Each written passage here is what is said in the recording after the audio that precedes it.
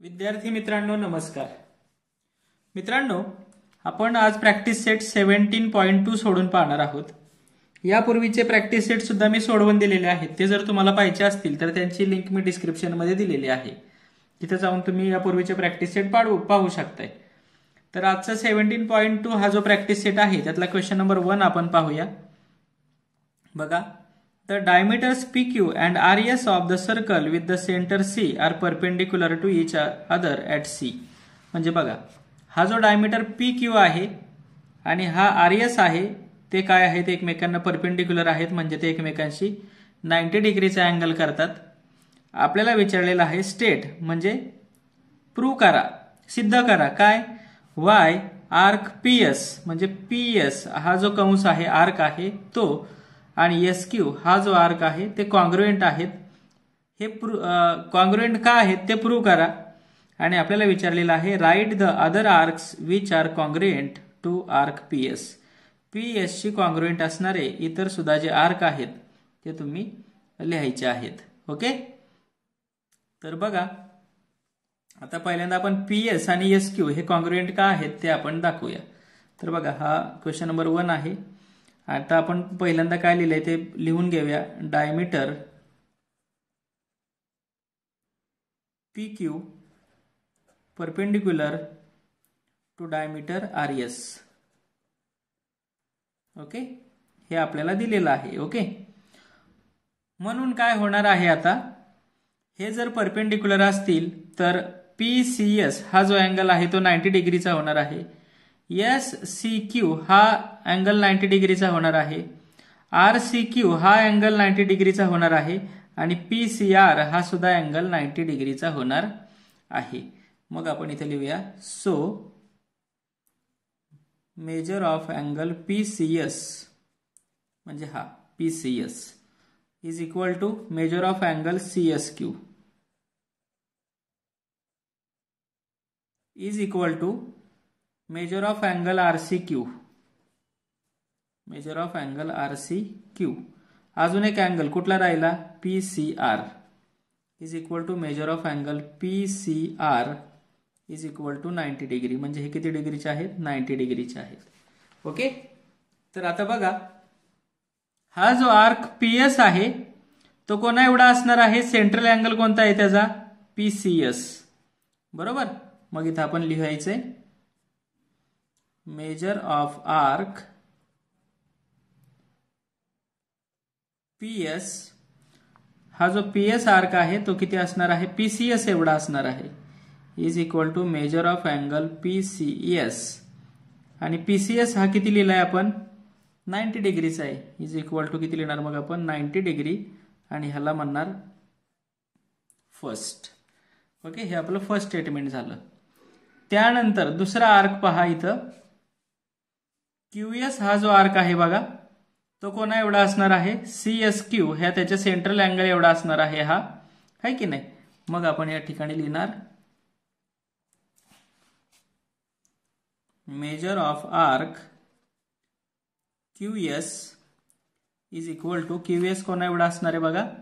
त्याचा आहे SCQ. कोणा एवढा असणार आहे? SCQ. Measure of arc QS is equal to measure of angle, कोणता अँगल पाहिला आपण? SCQ.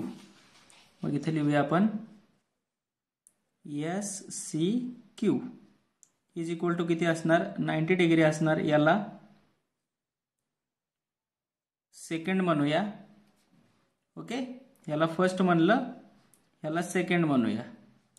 आता पुढे इथं QR नावाचा आर्क आहे बघा, किंवा RQ आहे का? RQ केवढा असणार आहे? RCQ एवढा असणार आहे. मग आपण इथे लिहूया measure of arc RQ is equal to measure angle RCQ is equal to किती असणार? 90 डिग्री. याला आपण थर्ड नंबर देऊया. ओके, पुढे मेजर अँगल आर्क कोणता आहे बघा? इथं PR नावाचा आर्क आहे तो केवढा असणार आहे? PCR एवढा असणार आहे बघा. PR केवढा असणार आहे? PCR एवढा. मग इथं म्हणायचं measure arc PR is equal to measure of angle PCR is equal to 90 degree, याला 4 नंबर देऊया आपण. ओके. आता आपल्याला पहिल्या इथं काय विचारले बघा, PS आणि SQ हे कॉन्ग्रुएंट का आहेत. तर आता बघा इथं PS आणि SQ, इथं बघा PS आणि SQ बघा, PS किती डिग्रीचा आहे इथं 90 डिग्रीचा आहे. इथं QS किंवा SQ जो आहे तो सुद्धा किती डिग्रीचा आहे 90 डिग्रीचा आहे. मग आपण काय म्हणणार,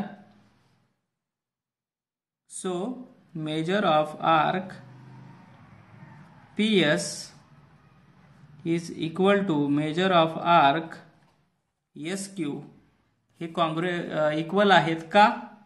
इथं आपण लिहिणार फ्रॉम कशावरून 1 and 2, 1 and 2 वरून. ओके. आता PS ची कॉन्ग्रुएंट असणारे इतर सुद्धा आर्क आपण लिहू शकतोय. बघा PS ची कॉन्ग्रुएंट असणार आहे QS, त्याच्याशी कॉन्ग्रुएंट असणार आहे RQ आणि PR सुद्धा काय असणार आहे त्याच्याशी कॉन्ग्रुएंट असणार आहे. सगळे 90 डिग्रीचे आहेत. मग आपण म्हणणार from first, second, third and fourth. Okay. Measure of arc PS is equal to measure of arc QS is equal to measure of arc QS झाला RQ is equal to measure of arc PR. हे सगळे काय आहेत 90 डिग्रीचे आहेत आणि ते सगळे काय आहेत सगळे कॉन्ग्रुएंट आहेत. हे आपण दाखवलेलं आहे किंवा ते सगळे सेम आहेत हे आपण या पद्धतीने दाखवलेलं आहे. तर अशा पद्धतीने हा क्वेश्चन नंबर 1 सोडवायचा होता. आता क्वेश्चन नंबर 2 कसा सोडवायचा ते आपण आता पाहूया. मित्रांनो आता क्वेश्चन नंबर 2 बघा. इथं म्हटलं in the adjoining figure O is the centre of the circle. म्हणजे या सर्कलमध्ये O हा काय आहे त्याचा सेंटर आहे. आता या ठिकाणी म्हटलंय हुज डायमीटर इज MN. म्हणजे O सेंटर असलेल्या सर्कलचा MN हा काय आहे डायमीटर आहे, व्यास आहे. पुढे म्हटलंय measures of some central angles are given in the figure. काही जे सेंट्रल अँगल आहेत त्यांची मेजर्स म्हणजे माप आपल्याला आकृतीमध्ये दिलेली आहेत. आपल्याला म्हटलेलं हेन्स फाइंड द फॉलोइंग. आणि मग काय शोधायला सांगितलंय, major of angle AOB and major of angle COD.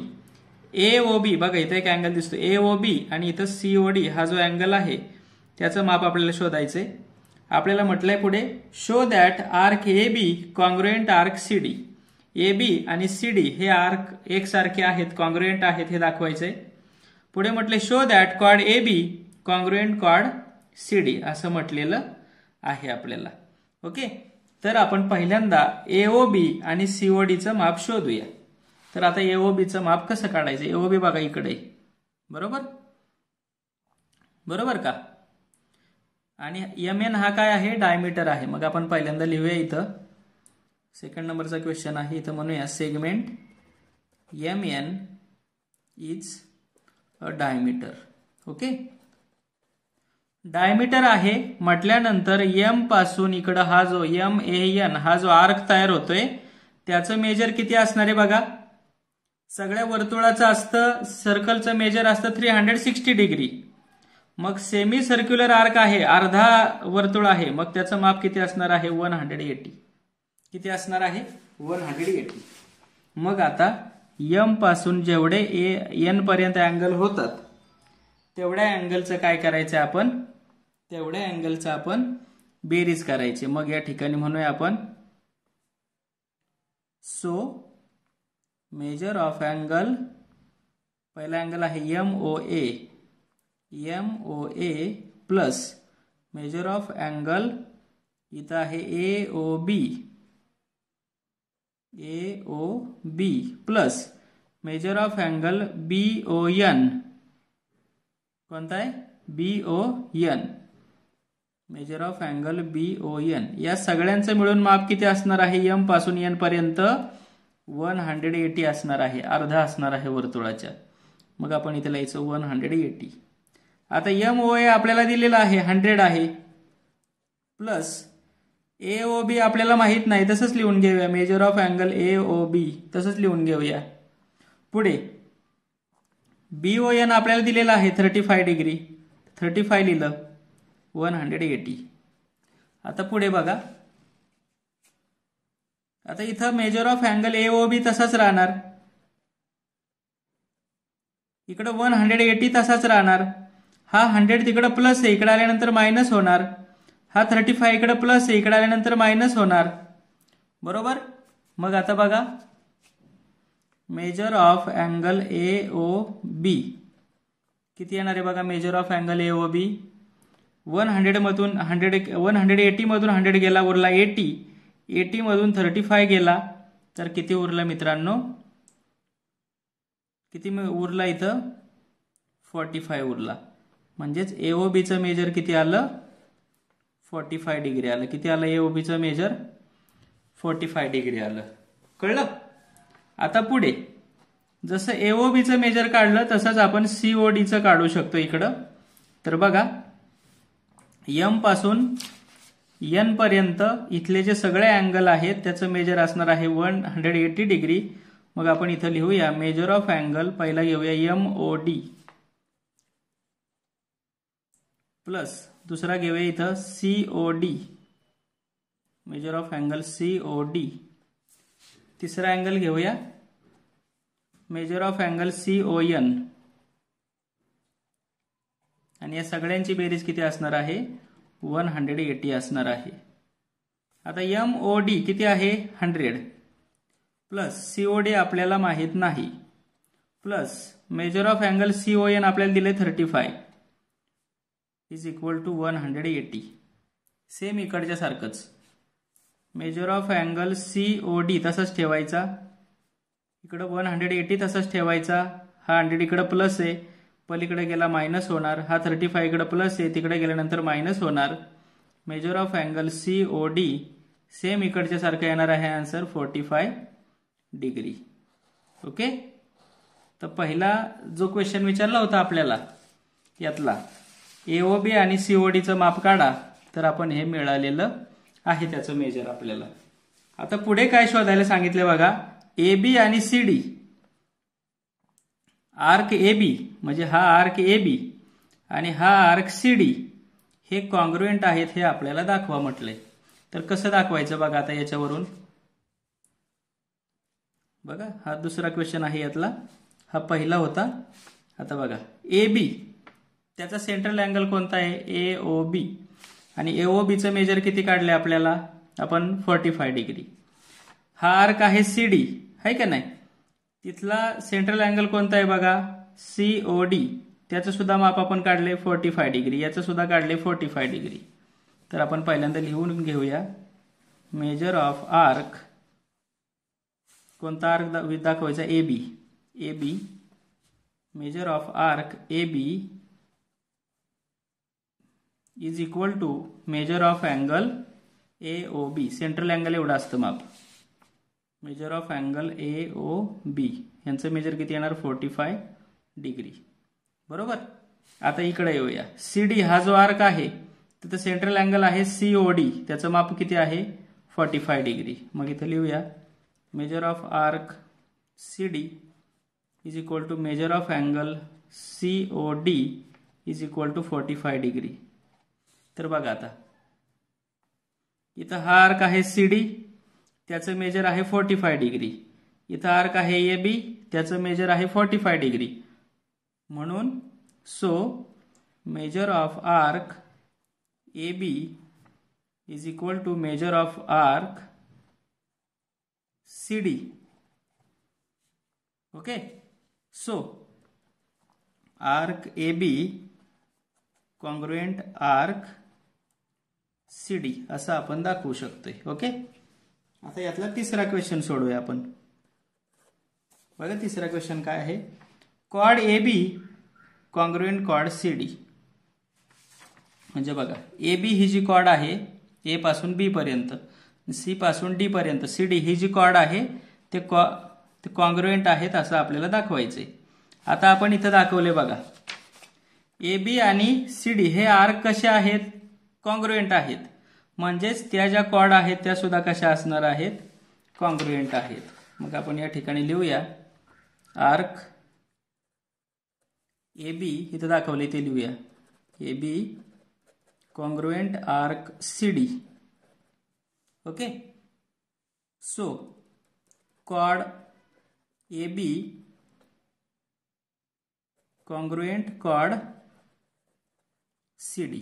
A B ची कॉर्ड काय आहे, कॉन्ग्रुएंट सी डी. कारण काय लिहिणार आपण, कारण काय लिहिणार इथं, कारण लिहावं लागेल आपल्याला करस्पॉन्डिंग